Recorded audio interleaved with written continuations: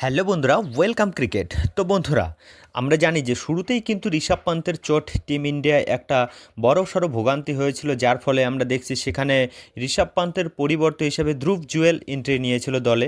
কিন্তু এবার ওয়াশিংটন সুন্দরের পরিবর্তে আয়ুষ বাদুনিকে টিম ইন্ডিয়ার দলে কিন্তু 15 জনের দলে সিলেক্ট করা হয়ে গেল আয়ুষ বাদুনির নাম। হ্যাঁ, ঠিকই শুনেছেন।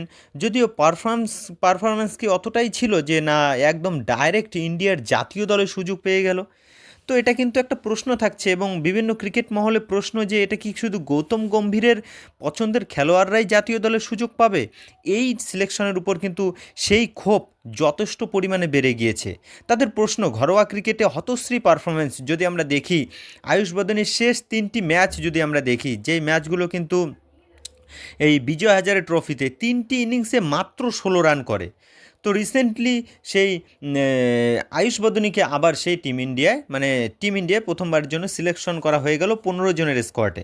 নিউজিল্যান্ড সিরিজের শুরুতে আমরা দেখছি ঋষভ পান্তের চোট, ইতিমধ্যে সে ছিটকে গিয়েছে।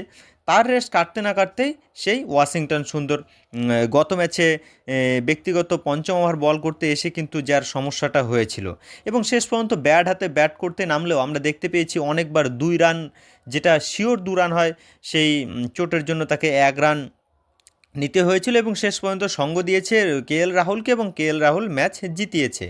তো যেটা প্রশ্ন, যদিও রঞ্জি ট্রফিতে 3টি মাত্র তার হাফ সেঞ্চুরি রয়েছে এবারে রঞ্জি ট্রফিতে, কিন্তু তার দিলীপ ট্রফিতেও ভালো খেলেছে। কিন্তু শেষ যে দেখি বিজয় হাজারে ট্রফি যেটা চলছে, সেখানে 3 ম্যাচে মাত্র 16 রান। হয়তো তাকে বোলিং একটু বল করতে পারে বলে তাকে দলে নেওয়া হয়েছে, কিন্তু মূলতই সে একজন কিন্তু ব্যাটার। তো তার মতো যদি বল হাতে এক্সপিরিয়েন্স যদি খুঁজতো, অক্সার প্যাটেলের মতো ছিল। আমরা যদি ইভেন্ট অনুকূল রয়, সেই অনুকূল রয়ও কিন্তু আমরা যদি দেখি দুরন্ত খেলছে ঝাড়খণ্ডের হয়ে। আমরা যদি দেখি সৈয়দ মুস্তাক আলী টি20 বা এই রিসেন্টলি যে বিজয় হাজারে ট্রফি চলছে, সেখানে অনুকূল রয় ব্যাট বলে দুর্দান্ত। যদি একজন ফিনিশার লাগতো তাহলে রিঙ্কু সিংয়ের মতো প্লেয়ার ছিল। এছাড়া অনেক প্লেয়ার ছিল যাকে কিন্তু পরিবর্তন প্লেয়ার হিসাবে ওয়াশিংটন সুন্দরের জায়গায় কিন্তু নেওয়া যেত, কিন্তু সেই আয়ুষ বদনীকে একটা কি বলবো হঠকারী সিদ্ধান্ত যেটি কিন্তু টিম ম্যানেজমেন্ট নিয়েছে এবং আয়ুষ বদনী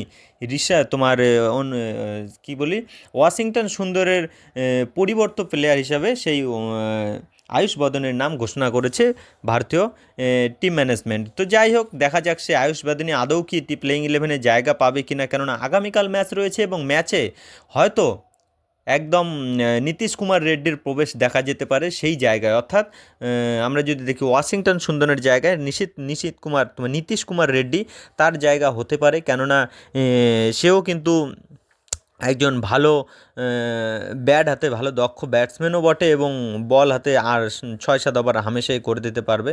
তো সেই আয়ুষ বদনের নিয়োগ দলে নিযুক্ত নিয়ে কিন্তু অবশ্যই কিন্তু একটা প্রশ্ন থাকছে এই ক্রিকেট মহলে। তো গৌতম গম্ভীরের সেই নয়নের মণিরাই কি আবার জাতীয় দলে ফিরতে চলেছে এবং বাকি প্লেয়াররা পারফরমেন্স করলেও ব্রত থেকে যাচ্ছে, এটা কিন্তু প্রশ্ন থেকেই যাচ্ছে। তো তোমাদের কি মনে হয় এই আয়ুষ বদনীকে ওয়াশিংটন সুন্দরের পরিবর্তে খেলোয়াড় হিসেবে নিয়োগ করেছে, এটা কতটা ঠিক এবং কতটা ভুল সেটা কমেন্ট করতে ভুলবে না। তো অবশ্যই কমেন্ট করে রাখো এবং আমাদের পাশে থাকো। Bye bye.